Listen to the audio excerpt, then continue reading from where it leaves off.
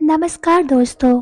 आज हम इस वीडियो में बात करेंगे ध्यान में प्रवेश करने का आसान तरीका क्या है। दोस्तों, दुनिया में बहुत सारी अलग अलग ध्यान विधियां होता है, लेकिन सबका मूल उद्देश्य केवल एक ही होता है कि जो भी विधि बताया गया है उस पर पूरी तरह से एकाग्रत होने की कोशिश करें, जिसके कारण हमारे मन में जितनी भी गतिविधियां चलती रहती है, जितनी भी चिंताएं चलती रहती है, वो एक हो जाए, यानी कि हमारा मन शांत हो जाए। दोस्तों, हर व्यक्ति को अलग अलग ध्यान विधि सूट करती है। सांस पर ध्यान देना दुनिया का सबसे सरलतम ध्यान विधियों में से एक है। इस ध्यान विधि में हमें सिर्फ आते जाते सांसों पर ध्यान देना है, उसके प्रति सचेत रहना है कि एक भी सांस हमारे चेतना से छूट न जाए। ये एकदम सरल विधि है और इसमें कंफ्यूज होने जैसा कुछ भी नहीं है। कई लोग ये सवाल पूछते हैं कि हम सांसों पर तो ध्यान दें, लेकिन बहुत सारे विचार आते हैं, तब हम उन विचारों का क्या करें? शायद इसी कश्मकश में ये सवाल पूछा गया है। इसका जवाब ये है कि चाहे कितने भी विचार आए, हमें इस ध्यान विधि के विचारों के उन गर्दिशों के बावजूद भी सांसों पर से ध्यान बिल्कुल नहीं हटाना है। विचारों का इस ध्यान विधि में कोई रोल नहीं है। दोस्तों, आप बात करते हैं दूसरा ध्यान विधि का, यानी कि विचार। विचार पर ध्यान करने की विधि में विचारों के प्रति सचेत रहना होता है कि हम सिर्फ विचारों को देखते रहे, लेकिन उनसे जुड़े नहीं, उनके साक्षी बने रहे। इस ध्यान विधि का फायदा ये है कि विचारों को गौर से देखने की वजह से हम उनके प्रभाव में धीरे धीरे छूटने लगते हैं। हम विचारों के साथ कई सारी भावनाओं के भी साक्षी होना हम धीरे धीरे सीखते हैं, जिसके कई सारे नकारात्मक भावनाओं जैसे क्रोध, निराशा, उदासीनता, बोरियत, इन जैसी भावनाओं का प्रभाव हम पर से कम होने लगता है, क्योंकि ध्यान विधि में हम इनसे बिना जुड़े इनको देखते रहते हैं। ये एक तरह से मन पर विजय ही होता है, जिससे हम मन की गुलामी से मुक्त हो जाते हैं। दोस्तों, ध्यान का अर्थ है अपने भीतर झांकना और खुद को पूरी तरह से जान लेना, अपने आप को, पूर्ण सत्य को अभी और यही जानना ही ध्यान है।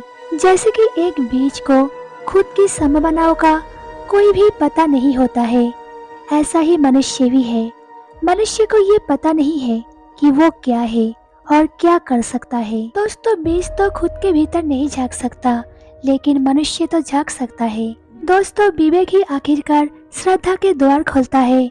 ध्यान से विवेक जागेगा, ठीक वैसे ही जैसे सूर्य का उदय होने से पहले भोर में जगत जाग उठता है। ध्यान एक ऐसी संपदा है जिसे मृत्यु भी नहीं छीन सकती, क्योंकि ध्यान हमें कालातीत में ले जाता है, समय और स्थान, स्पेस से बाहर, अर्थात अमृत में। काल विष है, क्योंकि ये हमें जन्म मरण के चक्कर में फंसाता है। इसीलिए ध्यान पर श्रम जीवन पर भी श्रम है। ध्यान की खोज जीवन की ही खोज है। दोस्तों, सभी समस्याएं की जड़ ये मन है। बाकी समस्याएं तो मन की प्रतिध्वनियां है। इन प्रतिध्वनियों में संघर्ष करना व्यर्थ है। पराजय के अतिरिक्त उसका और कोई परिणाम नहीं होता। शाखाओं को मत काटो, क्योंकि शाखाओं के काटने से वृक्ष और भी बढ़ता है, और सारे समस्या का जड़ ये शाखाएं है। काटना है तो जड़ को काटो, क्योंकि जड़ को काटने से शाखाएं अपने आप ही विदा हो जाती है। और मन है जड़, इस जड़ को काटो ध्यान से, मेडिटेशन से। मन है समस्या और ध्यान है समाधान। मन हमेशा गलत मार्ग दिखाता है, इसीलिए मन में समाधान नहीं है और ध्यान में कोई समस्या नहीं है, क्योंकि मन में ध्यान नहीं है और ध्यान में मन नहीं है। ध्यान की अनुपस्थिति में मन, इसीलिए ध्यान के लिए श्रम करो। दोस्तों, ध्यान सगुण और निर्गुण भेद से दो प्रकार का कथन किया गया है, जिनमें से व्यक्ति युक्त ध्यान को सगुण कहते हैं और अव्यक्त ध्यान को निर्गुण कहते हैं। दोस्तों, कुछ साधक सीधा ही निर्गुण ध्यान करने लगते हैं। इसमें कुछ गलत नहीं है, लेकिन मैं ये कहना चाहती हूँ कि आप पहले रूप में अर्थात सगुण ध्यान ही करें। सबसे पहले एक साफ स्वच्छ कक्ष का चयन करें, जहाँ किसी का आना जाना ना हो। एक दीपक कमरे में जला लो। उसके बाद एक आसन लो। आसन कुश या कंबल का हो सकता है। आसन ना ज्यादा ऊंचा हो और ना ज्यादा नीचा। फिर उसके बाद अर्ध पद्मासन में बैठ जाए। मैं अर्ध पद्मासन इसलिए कह रही हूँ क्योंकि इसमें आपका मेरुदंड सीधा रहेगा और बॉडी बैलेंस भी बना रहेगा। शुरुआती साधक अक्सर अर्ध पद्मासन में ही शुरू करते हैं। अब आप जिस भी देवी देवता को मानते हो, आंखें बंद करके उनके रूप का चिंतन हृदय में करो। शुरुआत में मन भटकेगा, पर आपको उसी रूप पर अपना ध्यान केंद्रित करना है। कुछ दिन ऐसा करने से आपका मन नहीं भटकेगा, सहज ही ध्यान लगा सकोगे और आपको आनंद की अनुभूति भी होगी। दोस्तों, हृदय चक्र अत्यंत महत्वपूर्ण है। ऐसा कहा जाता है कि हृदय चक्र में एक अष्टदल कमल है।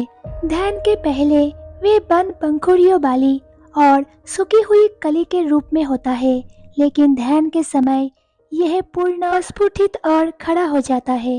हृदय में ध्यान करने से बाकी सारे चक्र भी सहज ही खुलने लगते हैं। दोस्तों, अब बात करते हैं निगुण ध्यान के बारे में।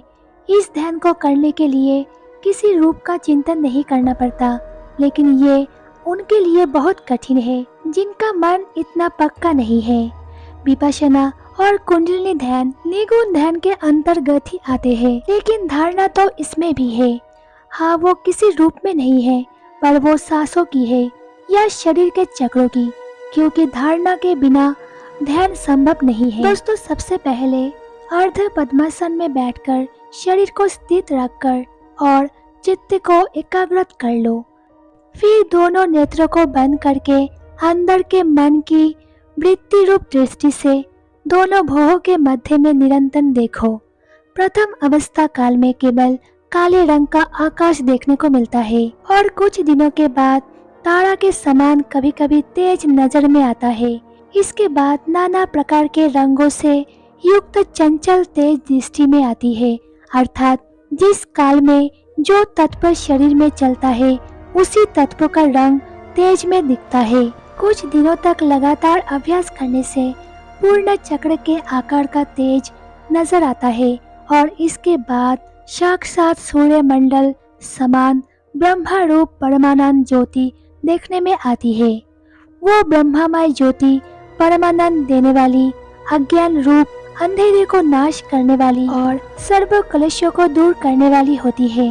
दोस्तों, आजकल तो ध्यान की बहुत सी विधियां प्रचलित है, लेकिन मैंने इन दो विधियों को अपनाया है और उस सर्वशक्तिमान सच्चिदानंद परमात्मा की अनुभूति की है। इसीलिए मैंने यहाँ इन्हीं दो विधियों के बारे में बताया और मैं शुरुआती साधकों से कहना चाहूंगी कि वो भी इन्हीं दो विधियों को अपनाएं और परम आनंद की अनुभूति करें और ध्यान से होने वाले लाभों को जानें।